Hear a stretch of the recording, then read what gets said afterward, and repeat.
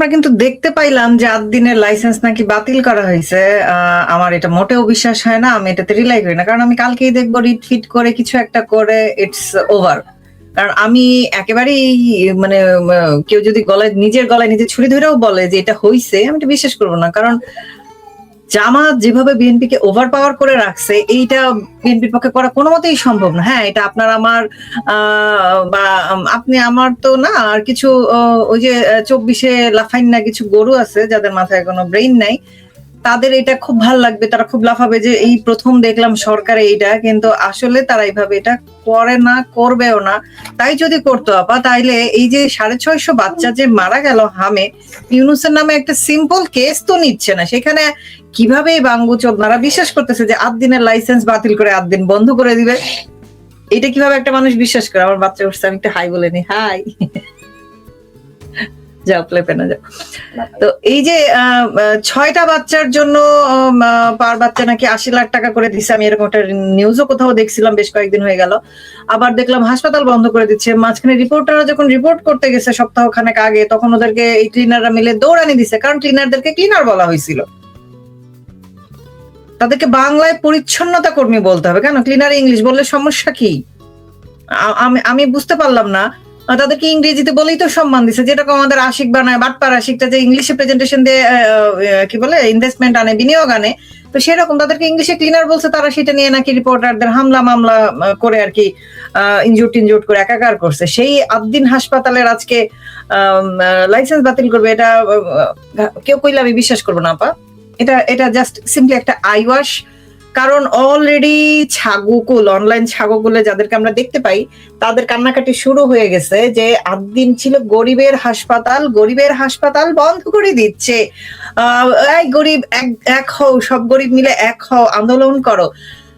আরেকটা জিনিস দেখবেন আপা, হুট করে ইসলামী ব্যাংকের গ্রাহকরা খুবই সচেতন হয়ে গিয়েছে ব্যাংকিং প্রসেস নিয়ে। আমি জীবনে দেখি নাই কোনো ব্যাংকিং প্রসেস নিয়ে গ্রাহকেরা এত সচেতন। আমার তাই যদি হইতো, এত সচেতন যদি সব গ্রাহক হইতো আপা, তাইলে এই যে ডেস্টিনির মালিক যে Rafiqul Islam, ex army person, তাকে ছেড়ে দেওয়া হইতো না। তারপরে এই যে এমএলএম কোম্পানিগুলো বাংলাদেশে এত রমরমা হইতো না। নাকি এখন কেউ যদি বলে যে না, সব স্মার্ট এবং শিক্ষিত গ্রাহকগুলাই ইসলামী ব্যাংকে যায়, এইটা তো আমি আসলে মানবো না। সরি, মানে এই ব্যাপারগুলো হচ্ছে কি, সবগুলো ইন্টার কানেক্টেড, একটার সাথে আরেকটা ইন্টার কানেক্টেড। এখন কেউ যদি আমাকে প্রশ্ন করে যে আপনি ছিলেন ৮ দিন হাসপাতালে, চলে গেলেন ইসলামী ব্যাংকের এই গ্রাহক সেবায়, এটা কি করে হইলো? দেখেন, ৮ দিন হাসপাতালও জামাতিদের, ইসলামী ব্যাংকও জামাতিদের।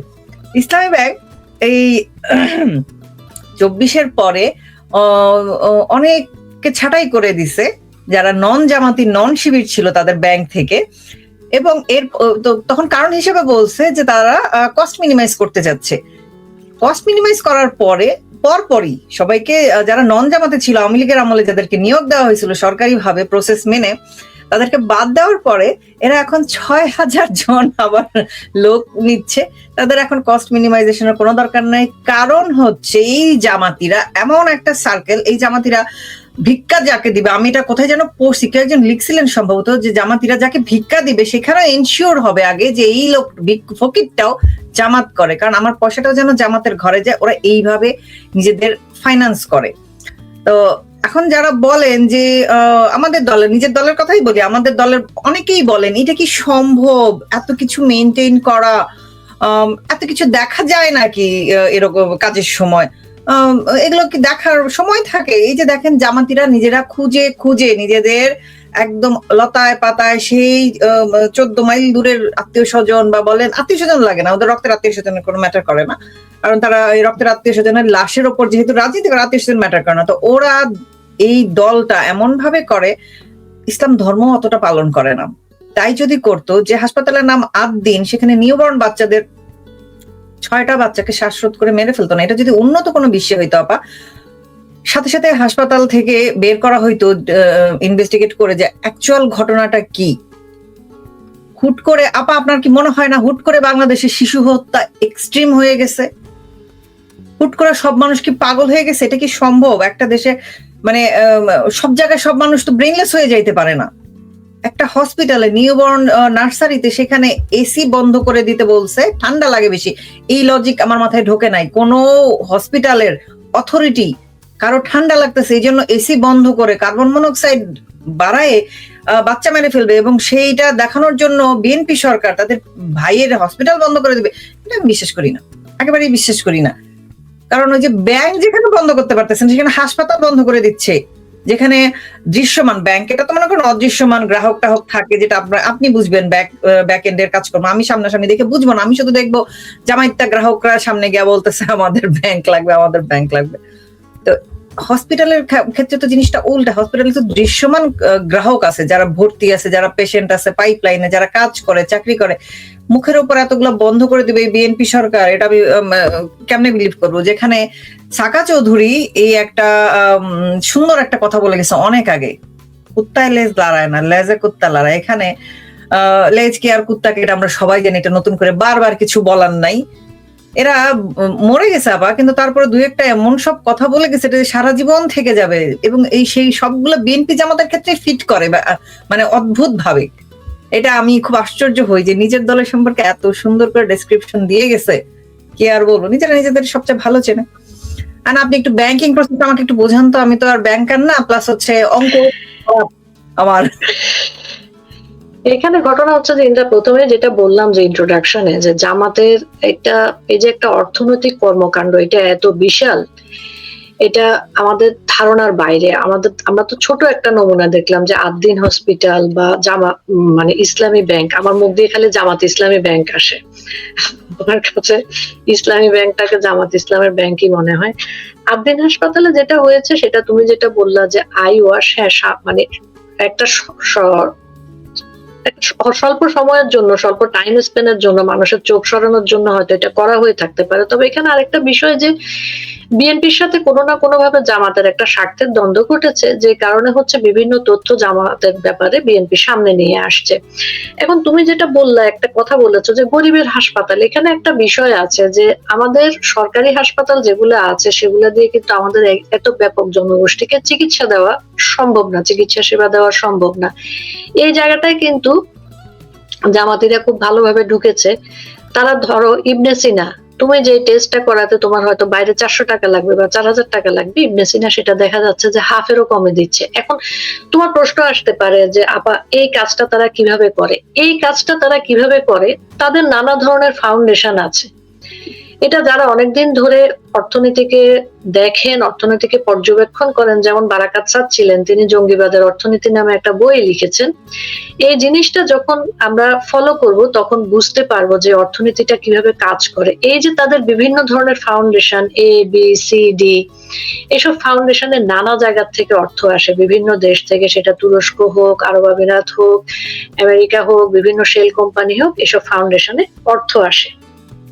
এবং এই অর্থটা আসার পরে সালাউদ্দিন, স্বরাষ্ট্রমন্ত্রী সালাউদ্দিন বলেছে যে জামাত তাদের একটা প্রকল্পতে টাকা দিয়েছে 22,000 কোটি টাকা, আরডিএস প্রকল্পতে। তো তাদের এই ধরনের নানা প্রকল্প আছে যেখানে খুবই স্বল্প ইন্টারেস্টে মানুষকে টাকা দেওয়া হয়ে থাকে, এগুলা জামিন ছাড়াই দেওয়া হয়ে থাকে, এবং এইসব টাকা অনেক ক্ষেত্রে ফেরতও নেওয়া হয় না, ভোটের আগে যেটা করা হয়েছে। যেই কারণে এই যে মানুষের দরিদ্রতা বা দারিদ্র আমরা যেটা বলি, সেটাকে লক্ষ্য করে সেই জায়গা দিয়ে, এই লুপহোল গুলা দিয়ে কিন্তু জামাত বিভিন্ন জায়গায় ঢুকেছে। এখন একটা মানুষকে ধরো 3% ইন্টারেস্টে যদি 50 লক্ষ টাকা ঋণ দেওয়া হয় তাকে উদ্যোক্তা হিসেবে, বাজারে নর্মাল ব্যাংকে এফডিআর এর রেট, ফিক্সড ডিপোজিটের রেট 10 থেকে 12, ক্ষেত্র বিশেষে 13। এখন 3% তুমি লোন নিয়ে যদি 50 লক্ষ টাকা ব্যাংকে রাখো, তোমার যদি সে জায়গায় 9% লাভ হয়, এখন বোঝা যায় যে অর্থনীতিটা আসলে কিভাবে ঘুরে।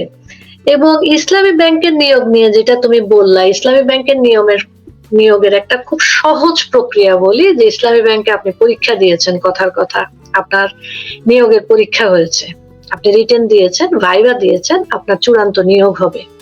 এই চূড়ান্ত নিয়োগের আগে আপনাকে জামাতের একজনের রেকমেন্ডেশন দিতে হবে রেফারেন্স হিসেবে, আদারওয়াইজ কিন্তু আপনার চাকরি হবে না। এটা আগে নিয়ম ছিল, ঠিক আছে? এবং আরেকটা জিনিস, যেটা ইসলামী ব্যাংকে আপনি জব করলে, আমি যেহেতু ব্যাংকার, এই কথাটা আমি বহুবার বলেছি, ইসলামী ব্যাংকে জব করলে আপনার বেতনের 5% চলে যায় হচ্ছে বায়তুল মালে।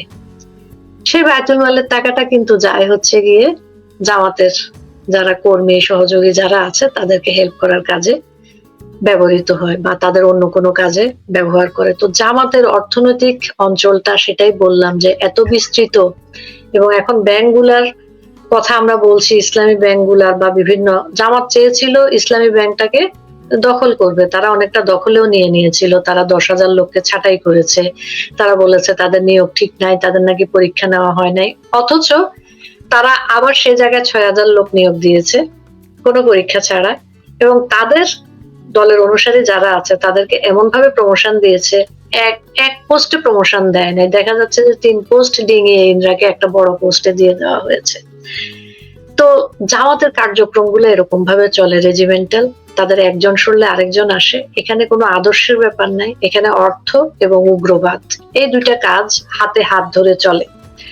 আর দিনের কথা যেটা বলছো যে তাদের লাইসেন্স বাতিল, এটা আমরা পরবর্তীতে যদি ফলো আপ ইনভেস্টিগেশন করে আমাদের কোনো সাংবাদিক, তাহলে হয়তো আমরা দেখতে পাবো। তবে এখানে একটা ধর্তব্যের বিষয় আছে, তুমি যদি দেখো যে সাদা শকুন কিন্তু ইতিমধ্যে পাগল হয়ে গিয়েছে।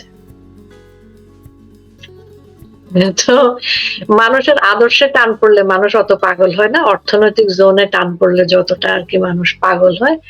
জামাতের বিভিন্ন জিনিসপত্রই উঠে আসছে, এর মধ্যে দেখলাম জামাতের হালাল প্রস্টিটিউশনের একটা জিনিস আসছে বাজারে। আমাদের তো সবকিছু হালাল লাগে, যেহেতু আমরা সংখ্যাগরিষ্ঠ মুসলমানের দেশ, আমাদের হালাল লাগে। তারা একটা হালাল প্রস্টিটিউশনের ব্যবস্থা করেছে, সেটার নাম হচ্ছে হালালা সেন্টার। তুমি নিশ্চয়ই খবরটা পড়েছো ইন্দ্রা, হালালা সেন্টার? আমি এটা পড়ছি আপা, কিন্তু আমার এটা বিশ্বাস হয় নাই যে এইটাও সম্ভব। কেন, কিভাবে, এইটা এটা কেন লাগবে আমাদের দেশে? আমি তো বুঝতে পারলাম না আপা। আপনি ফেসবুক খুললে বা যে কোনো জায়গা দেখি না, গত কয়েক মাস ধরে দেখি না এরকম, মানে 24-এর পর থেকে আমি এরকম দেখি নাই। ফেসবুক খুললেই আমরা যেটা দেখতাম যে নারীদের এত পড়াশোনা করে কি হবে, নারীরা এত পড়ে কি করবে, নারীরা বেশি পড়াশোনা করলে ডিভোর্স দিয়ে দেয়, তারপর জামাইয়ের কথা শুনে না। কিন্তু এরা আবার হালালা সেন্টার খুলছে, এই পোস্ট গুলো কিন্তু স্পেসিফিক কিছু আইডি পেজ থেকে প্রমোট করা হইতো আপা, আপনি তো জানেন এগুলা কারা প্রমোট করে। সেই তারা আবার হালালা সেন্টার খুলছে এবং তারা আবার আমাদেরকে শাহবাগী বলে গালি দেয়, আমরা নাকি পর্দা ছাড়া চলি, সেখানে তারা হালাল প্রস্টিটিউশন খুলে বসছে। Wow, nice. তো সেই ব্যক্তির আবার ওই মহিলার নাম সম্ভবত সালমা, উনি উনি ওনার ইনস্টিটিউট বন্ধ করে দেওয়ার প্রতিবাদে সব ইনফরমেশন ফাঁস করে দিচ্ছেন। ফাঁস করে দেওয়া ইনফরমেশন দেখে তা আমি আরো অ্যামেজড হয়ে গেলাম। তা আমি দেখলাম কি একজন কয়েকটা বৌথ হইয়া সেখানে রেজিস্ট্রেশন করছে যে এক্সট্রা করে যদি কাউকে একটু ঘাপাঘাপ দেওয়া যায়। আই মিন সিরিয়াসলি আপা, এরা এত এত ধর্মের কথা তাইলে কিসের ভিত্তিতে বলে?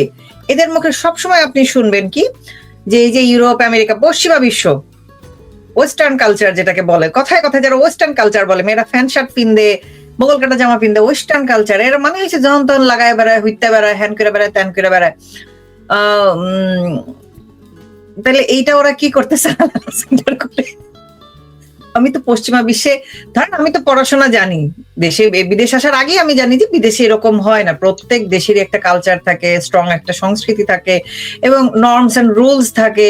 এবং সারা পৃথিবী আপনি যেখানেই যান, ইভেন যদি আপনি আফ্রিকার জঙ্গলেও যান, যাদেরকে আমরা বলি যে জঙ্গলি, সাধারণত আফ্রিকানদেরকে তো আমরা জঙ্গলি বলি থাকি, তাই না? ওখানে যেহেতু জঙ্গল টঙ্গল আছে, তারপর হচ্ছে অ্যামাজনের জঙ্গলে যেসব ট্রাইব থাকে ওদেরকেও তো আমরা বলি যে জঙ্গলি। তো ওদের ফ্যামিলিতে দেখবেন কিছু রুলস থাকে, যে ফ্যামিলি বন্ডিং থাকে, সন্তানের জন্য, বাবা মায়ের জন্য সবার আলাদা আলাদা একটা কি বলবো এটাকে, বাউন্ডারি সেট করা থাকে, যে সে কতটা কার সাথে কিভাবে অ্যাটাচ থাকবে। প্রত্যেক সমাজে এটা থাকে, প্রত্যেক দেশেই এটা থাকে আপা। আমি তো এই নিয়ে 2টা দেশে আসছি, 2টা বিদেশে আসছি। ইন্ডিয়া তো আর বাংলাদেশে ওরা বিদেশ মনে করে না, ইন্ডিয়া তো, কারণ বাংলাদেশ হচ্ছে ইন্ডিয়ার করদ রাজ্য, সো আমি ইন্ডিয়া বিদেশ হিসেবে কাউন্ট করতেছি না, তো নাইলে ইন্ডিয়ানদেরটা কাউন্ট করতাম। তো আমি যখন কোরিয়াতে গেছি সেখানেও দেখছি যে বয়স্করা, যেমন আমাদের নানি দাদিরা যেরকম বয়স্ক, সেরকম বয়স্করা মিলে যখন আমাকে এবং নরিতাকে দেখলো, আমি এখানে পার্সোনাল গল্প বলে ফেলতেছি, ডোন্ট মাইন্ড, আমাকে এবং নরিতাকে দেখলো, নরিতা যেহেতু কোলে ঘুমাইছে, চুলগুলো এলোমেলো, আমাকে ঝাড়তেছিল রীতিমতো কোরিয়ান ল্যাঙ্গুয়েজে, যে কিরকম অপদার্থ মা হয়েছে, চুল টুল আঁচড়ায় না, চুল বাঁধে না, কিছু না। ইউকেতে আসছি, ইউকেতেও এরকম বয়স্ক লোকেরা, যেহেতু আমার এখন ছোট বেবি আছে, ছোট বেবি দেখলে ওরা খুবই ফ্রেন্ডলি হয়ে হাউ সুইট কিউট প্রচুর কমপ্লিমেন্ট আপনাকে দিবে। আর আমার বাচ্চা দেখতে যেরকম হোক, ওদের মতো তার সাদা হয় না, আমরা যেহেতু এশিয়ান স্কিন টোন, ওরা কিন্তু এটা বলে। বাংলাদেশে আপনি কখনো দেখছেন আপনার রাস্তায় আপনি বাচ্চা নিয়ে বের হয়েছেন, কখনো এরকম কমপ্লিমেন্ট পাইছেন যে তোমার বাচ্চাটা দেখতে খুব ভালো লাগতেছে, হেলদি, তুমি কি সুন্দর fresh and neat and clean করে বের হয়েছে, বাচ্চা এবং মা তোমাকে দুইজনকে দেখতে খুব ভালো লাগতেছে, কোনোদিন কমপ্লিমেন্ট শুনেছেন? আমি কিন্তু শুনি নাই। আমাকে শুনতে হয়েছে বাচ্চাটা কার মতো হইছে, তোমার মতো তো রং পায় নাই, বাচ্চাটা তো হুক না কে, বাচ্চাটা কিছু খায় না, বাচ্চাটা তো মোড়া কে, বাচ্চাটা এত লড়াই কে, বাচ্চাটা কথা কয় না কে। মানে আপনি চিন্তা করেন, যারা সারাক্ষণ অন্যের দেশের মানুষজনের কিরকম লাইফস্টাইল সেটা নিয়ে কমপ্লেইন করে, তাদের নিজেদের কাহিনী হচ্ছে এই, এবং এটা দূর থেকে মনে করে যে প্রত্যেক বিদেশেই, মানে বাংলাদেশের বাইরে প্রত্যেক, মানে বাংলাদেশ এবং পাকিস্তানের বাইরে প্রত্যেক দেশেই, বুঝছেন, বাংলাদেশ এবং পাকিস্তান ছাড়া প্রত্যেক দেশে, ও আরেকটা আছে সৌদি আরব এবং বা এই টাইপের আরবিয়ান কান্ট্রি গুলো ছাড়া যতগুলো ইংলিশ কান্ট্রি আছে বা অন্যান্য ভাষার কান্ট্রি আছে, প্রত্যেক দেশে কোনো ফ্যামিলি রুলস নাই, কালচার নাই, ট্র্যাডিশন নাই, তারপর হচ্ছে নর্মস এথিক্স কিচ্ছু নাই। এরা যা পায়, এদের কোনো বাপ মার ঠিকানা নাই, কে কার ভাই কে কার বোন কেউ কিচ্ছু জানে না, বুঝছেন, ওদের ধারণাটা এরকম। মানে এতটা এদের কূপমণ্ডুক ব্রেন, এরা কুয়ায় বাস করে, কুয়ার ব্যাঙে মনে হয় বেশি জ্ঞান রাখে আপা, কারণ এরা দিন দুনিয়া সম্পর্কে কোনো মিনিমাম খোঁজ খবর রাখে না। এদের একমাত্র চিন্তা হয়েছে কিভাবে নিজের বউ ছাড়া অন্য কাউকে কিভাবে একটু লাগানো যায়, সেটা চোখ দিয়েও হইতে পারে আপা, সবসময় যে ফিজিক্যাল কন্ট্যাক্ট করতে হবে তা না। আমি এখন নেপালে চলে যাব। নেপালে আমাদের একজন হুজুর ভাইকে নিয়ে বলবো, তমাল নাম ওনার, উনি ওনার প্রোফাইলে কি জানি বলে, নেপালে বেস ক্যাম্পে, অন্নপূর্ণা বেস ক্যাম্পে গিয়ে সিজদা করেন। উনি অন্য যারা ট্রেকার আছে সেই ট্রেকারদের, এক মেয়ে ট্রেকারের বাতিং টাইমের ছবি ভিডিও তার মোবাইলে রেকর্ড করে রাখছে। এরকম আরো তার মোবাইল চেক করে এরকম অসংখ্য পাওয়া গেছে। এবং নেপালে বাংলাদেশ ট্যুরিস্টদের নিয়ে খুব আলোচনা চলতেছে, এদেরকে আর পারমিট করবে কি করবে না ফ্রি ভিসায়।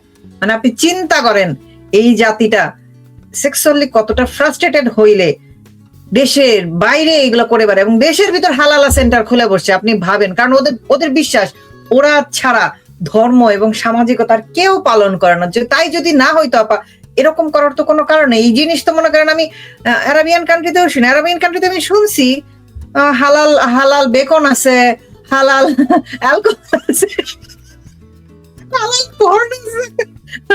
ইট কেম ফ্রম দেয়ার না, ঠিক আছে, হইতেই পারে, ব্যাপার না। বড় ভাইরা যে পথে যাচ্ছে ওরাও সেই পথেই যাচ্ছে, এবং পাকিস্তানিদের নানান জায়গা থেকে ব্যান করে দিচ্ছে দেখলাম।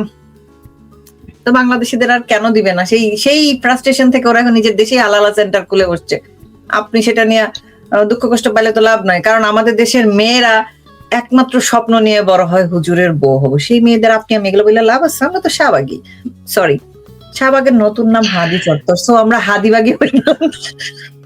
আচ্ছা, হাদির কথা যখন আসলো ইন্দ্রা, আমার আসলে মনটা খারাপই হয়েছে যে হাদির বিষয়ক নাকি কি জানি স্টাডি করা হবে 2028 থেকে 5ম শ্রেণীর বইতে শুধু ঢুকানো হবে। আমি তো ভাবছি যে হাদি রিসার্চ সেন্টার হবে, হাদি ইউনিভার্সিটি হবে, একটা ইউনিভার্সিটি অফ ড্যাশ হাদি হবে, এরকম আমি ভাবছি যে সেটা এত দেরি করতেছে কেন, যে মানে 2028 সাল পর্যন্ত নিয়ে যাচ্ছে কেন? Why not 2026, why not 2027? এরকম একটা ক্যারেক্টার, এটা তো ছেলে মেয়েদের শোনা দরকার, বোঝা দরকার তার জীবনের ইতিহাস। সে নাকি আমাদের অনেক বড় লেতার কথা পড়া দরকার আমাদের। এটা 2028 সাল পর্যন্ত। হাদির বোন আপা আমি দেখলাম যেটা নিয়ে খুব উচ্চকিত, যে 28 সাল থেকে কেন ইনক্লুড করবে, কেন এই 27 সালের বাচ্চারা এই মহান ইতিহাস থেকে বঞ্চিত হবে, যেখানে তারা পড়বে সাউয়া ছেড়ার জন্য হাদি ভাইয়েরা সাউয়া মাউয়া ছিঁড়ে ঘরের মধ্যে পড়বে, ওদের মায়ের সামনে, বোনের সামনে, নানির দাদির সামনে এবং বাবা মানে ফ্যামিলির সামনে। সেই এত বড় গর্বিত মোমেন্টটা, গর্বিত সময়টা কেন ওই মুচলেকার সরকার কেড়ে নিচ্ছে এই কি জানি বলে কোমলমতি সাধারণ ছাত্র জনতার কাছ থেকে কেন কেড়ে নিচ্ছে? এটা আমারও আপনার কাছে প্রশ্ন। আপনি আমাকে একটু বলেন যে এতদিন কেন অপেক্ষা করে রাখবে? ততদিন মনে করেন হাদিকে যদি সবাই ভুলে যায়। না, এতদিন অপেক্ষা করে রাখবে কারণ হচ্ছে গিয়ে যে পাঠ্যপুস্তক মানে প্রকাশ্যে ছাপানোর যে টেন্ডার গুলা থাকে এগুলা তো ইতিমধ্যে ভাগাভাগি হয়ে গেল আর কি। এখন এটা যদি আবার করতে যায়, এটা দেখা যাবে রিভিশন করতে হবে, রিভাইজ করতে হবে। আর হাদি বিষয়ক যেসব মিথ্যাচার দিয়ে জিনিসগুলো ভরতে হবে ওগুলো এখনো ফারুকিরা ঠিক মতো, তারপর রাখাল রাহারা এরা ঠিক মতো এখনো দেখা যাচ্ছে যে ডিরেকশন দেয় না, লিখে উঠতে পারে না যে হাদি অত সালে একটা মুসলিম সম্ভ্রান্ত পরিবারে জন্মগ্রহণ করেন, ছোটবেলার থেকেই তার স্বপ্ন ছিল তিনি এরকম হবেন।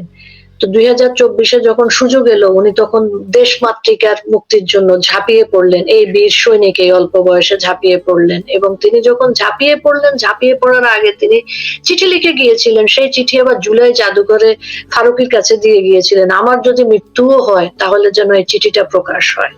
হ্যাঁ, তো এই ইতিহাসগুলো এখনো লিখে উঠতে পারে নাই বান্না, ফারুকি, রাখাল রাহা। ফান্ড আসে নাই, উপযুক্ত ফান্ড আসলেই তারা ইতিহাসটা লিখে ফেলবে।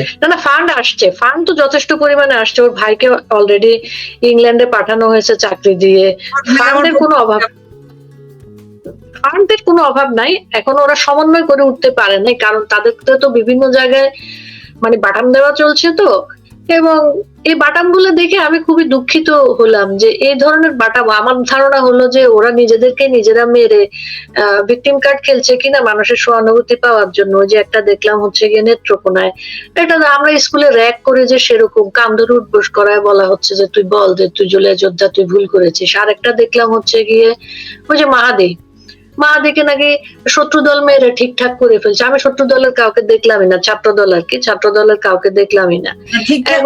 এরকম কোনো কিছু দেখি না আপা। আমি তো মনে করেন অনলাইনে কমেন্ট করে মানুষকে এর চেয়ে বেশি আহত করে হাসপাতালে পাঠিয়ে দিতেছি।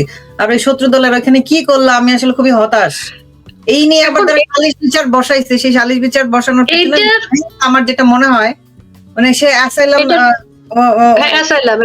এটা ওইটা আমি তোমাকে বলতে চাচ্ছিলাম যে আমরা এরকম দেখেছি যে নিজেরা নিজেদের একটা ফেক আইডি তৈরি করে, তারপর ওটা দিয়ে নিজেরা নিজেদেরকে হুমকি দেয়, হুমকি দিয়ে ওটার স্ক্রিনশট নেয়, স্ক্রিনশট নিয়ে ওটা দিয়ে জিডি করে যায় অ্যাসাইলাম ক্লেম করে। তো মাহাদিকে আমি বলে দিতে চাই যে এখনকার অ্যাসাইলাম আর এত সহজ অবস্থায় নাই। তুমি তো ফিনল্যান্ডের ভিসার জন্য অ্যাপ্লাই করেছিলে, ফিনল্যান্ডের ভিসা তো হয় নাই জানোই।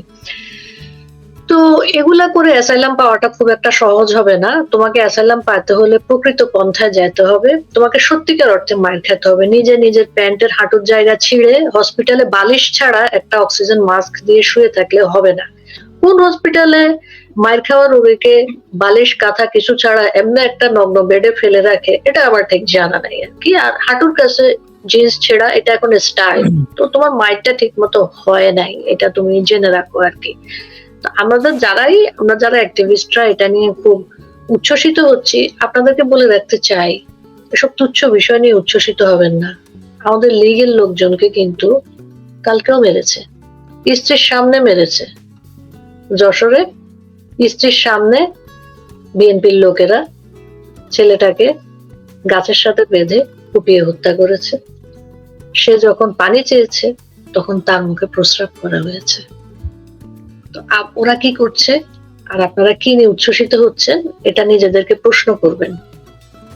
এবং আরেকটা জিনিস, মাহাদি ছেলেটা দিল্লি না ঢাকা, সে কিন্তু দিল্লিতে গিয়েছিল, সেখান থেকেও কিন্তু অনেকের অনেক ধরনের অ্যাক্টিভিটির কারণে তাকে দ্রুত দেশে আনার পরে গ্রেফতার করা হয়, আবার ছেড়ে দেওয়া হয়। সে কিন্তু সিলেটে এসআই সন্তোষ হত্যার সাথে জড়িত, সে নিজের মুখে স্বীকার করেছে, তারপরেও কিন্তু সে ঘুরছে।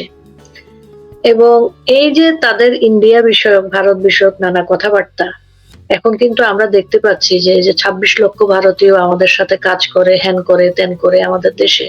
এখন কিন্তু আমাদের দেশে ভারতীয়রা অবৈধ নাগরিক যারা আমাদের দেশে বলে তারা চিহ্নিত করতে পারছে বা পারবে, তাদেরকে কিন্তু আমাদের দেশে ফেরত পাঠানোর একটা প্রক্রিয়া নিয়েছে। এই যে আপনারা কর্মকাণ্ডগুলো করেন, দিন শেষে কিন্তু ক্ষতিগ্রস্ত আমার দেশ।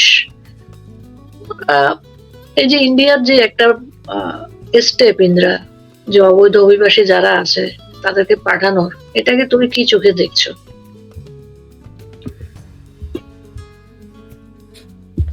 এটা খুব জটিল একটা প্রশ্ন আসলে। আমি তো মনে করেন অ্যাক্টিভিস্ট, আমি তো ওরকম প্রপার ওয়ার্ড ইউজ করতে পারবো না। আমি নর্মাল ল্যাঙ্গুয়েজে যেটা বুঝি যে এই যে বারবার যখন শক্তিশালী প্রতিবেশীকে কেউ খোঁচায়, অকারণে খোঁচাইতে থাকে, তখন তারা এই যে হাদি গুলি খাওয়ার পরে যখন ইন্ডিয়ান এম্বাসিতে অ্যাটাক হইলো, সেটা কিন্তু তারা ইন্টারন্যাশনালি কোনো রিচ করে না ইন্ডিয়া। আমি এই জিনিসটা নোটিস করছি, আপনারা সবাই করছেন। তো সেই ক্ষেত্রে তারা ডিপ্লোম্যাটিক্যালি এখন যেটা খেলতেছে, ইন্ডিয়াতে কর্মরত অবৈধভাবে যত বাংলাদেশি আছে গেডি ধরে সব টেরে পাঠায় দিতেছে। এটা হচ্ছে তাদের কি বলবো, রিভেঞ্জ টাইপ আর কি, কিছুটা রিভেঞ্জ টাইপ ইন্ডিয়া এটা নিতে চাচ্ছে, যে তোমাদের সাথে আমরা হাতে মারবো না, ভাতে মেরে দেখাচ্ছি যে তোমরা যে সারাক্ষণ আমাদেরকে খোঁচাও, আমরা তো কিছু বলি না তোমাদেরকে। যখন হাতির পায়ের তলায় যদি পিঁপড়া কামড় দেয়, ইম্প্যাক্ট তো কিছু না কিছু হয়, তাই না? ব্যাপারটা সেরকম। তো ইন্ডিয়া এখন যেটা করতেছে যে ইন্ডিয়ার অ্যাকচুয়ালি করতেও হচ্ছে না, ইন্ডিয়ার সিস্টেমটা এতটাই অর্গানাইজড যে ওদের সুন্দরভাবে, এই যে দেখেন ওদের 26 সালে যে ইলেকশন হইলো, কি জানি বলে, স্টেট ইলেকশন হইলো, স্টেট এবং সেন্ট্রাল সব মিলাই কি ইলেকশন, ওদের ভাগাভাগি অনেক। তো ইলেকশনের সময়ই, ভোটার হওয়ার সময়ই এই জিনিসটা তারা ক্লিয়ারলি আলাদা করে ফেলছে। তখন থেকে, ভোটের আগে থেকে প্রচুর বাংলাদেশি মানুষ আমি দেখছি, নিউজে আসছে, বিবিসিতে আসছে, যে বর্ডারে এসে বসে আছে যেন বাংলাদেশে ঢুকে। এবং ওদেরকে যখন বুম নিয়ে ওদের কাছে গেছে, বলছে কেন গেছিলেন, বলে কি আসছিলাম, ভিসা নিয়ে আসছিল, হ্যাঁ আসছিলাম, তারপর যাও নাই কেন, থাইকা গেছি, যাই নাই, এখন কেন চলে যাচ্ছে, বলতেছে এখন সরকার ধরে নিয়ে যাবে, ধরে পাঠায় দিবে, জেলে দিবে, এই জন্য চলে যাচ্ছি। আপনি দেখবেন যে এই যে বর্ডারে যারা পুশিন বলে চিল্লাইতেছে, বিজিবির খুব একটা ভিডিও নিয়ে খুব একটা ভাইরাল হয়েছে, যে কি জানি বলে, এই বিজিবির লোকজন বলছে বিএসএফ কে ধমক দিছে নাকি, যে তোমাদের গুলি আছে আমাদের নাই। একটা দেশের মানুষ মানে পুরা অর্গানাইজেশন সহ কতটা অসভ্য হইতে পারে, এটা কিন্তু তার প্রমাণ আপা। যেখানে আমি আপনাকে এক্সাম্পল সহ বলি, জামালপুর বর্ডারে একজন বয়স্ক মানুষ আটকা পড়ে আছে, তার নাম হচ্ছে কি যেন, একজন সনাতনী কি একজন যেন নাম, তাকে ওখানে আটকায় রাখছে, বর্ডারে ঢুকতে দিচ্ছে না। ষষ্ঠী বাবু, ওনার নাম ষষ্ঠী, ওনার নাম ষষ্ঠী বাবু। রাজশাহীতে থেকে ওনার ফ্যামিলি বলতেছে যে উনি আমাদের পরিবারের, ওনাকে পাঠাও। বিজেপি তাকে একসেপ্ট করতেছে না, বিজেপি নিচ্ছে না, বলতেছে যে না, ইন্ডিয়া তাকে অবৈধভাবে পুশিন করতে চাচ্ছে বাংলাদেশে। এবং এটা নিয়ে খুব সুন্দর একটা ভিকটিম গেম খেলা চলতেছে, যে ইন্ডিয়া কতটা নিষ্ঠুর, নিজ দেশের নাগরিকদের বাংলাদেশের নোম্যান্স ল্যান্ডে ফেলে রাখছে, নিজেরা নিচ্ছে না, অথচ প্রত্যেকেই কিন্তু আইডেন্টিফাইড বাংলাদেশি, কাগজপত্র লিটারালি চেক করে তাদেরকে পাঠানো হয়েছে। এটা তো আর এটা আসলে কান্নাকাটিটা হচ্ছে এই জন্য যে এরা যদি ঠিক রোহিঙ্গা হইতো আপা, তাইলে দেখতেন জামাতের পক্ষ থেকে তাদের জন্য অস্ত্র শস্ত্র, খাবার দাবার, টার্কি থেকে সব, তুরস্ক থেকে সব চলে আসতো। ঠিক যেমন 16-17 সালে যখন মায়ানমারে এরকম ব্রেকআউটটা হয়, তখন পুরা ফেসবুক আপা কান্দাকাটি রোল দেয়া ভাইসা গেছিল যে বর্ডার খুলে দাও, বর্ডার খুলে দাও, আমাদের মুসলিম ভাইয়েরা ওখানে আসে, কষ্ট করতেছে, আমরা একবেলা খাইলে তাদেরও একবেলা ভাতের ব্যবস্থা আমরা করে দিব, তাদের যদি লাং লাগে আমরা লাং হয়ে তাদেরকে বিয়া করে ঘরে তুলে নিব, এইসব নানান কথাবার্তা আমরা দেখছি ফেসবুকে। তখন আমাদের মাথায় একটাই চিন্তা ছিল যে এতগুলা বাড়তি মানুষ বাংলাদেশে আসবে, এদেরকে খাওয়াবে পড়াবে কি করে, এই বেটি কই থেকে আনবে, কিভাবে সম্ভব? এখন আজকে 2026 সালে আপা 9 বছর প্লাস হয়ে গেছে, 10 বছর হয়ে যাবে, এখন এসে চুতমারানি এগুলা কি বলে, শেখ হাসিনা নোবেল পাওয়ার লোভে এই বর্ডার খুলে দিছিল। আজ পর্যন্ত কোনোদিন শুনছেন যে এরা এই যে ইউনুস যে ওদেরকে মুলা দেখাইলো 25 সালের রোজার মধ্যে, যে ওদেরকে মুলা দেখাইলো গুতেরেসকে নিয়ে গিয়ে, যে সামনের তোয়ারা আইনগর দেশত করিবেন, এই টাইপের একটা ডায়লগ দেশে ছাড়িয়ে আসছে, তখন কিন্তু বাঙ্গুচোদনাদের কোনো সমস্যা হয় নাই। 1.5 বছর হয়ে গেছে, এখনো একটা রোহিঙ্গা দেশে ফেরত যায় না, উল্টা আরো 5-7 লাখ দেশে ঢুকে গেছে। এটা নিয়ে তাদের কোনো প্রবলেম নাই।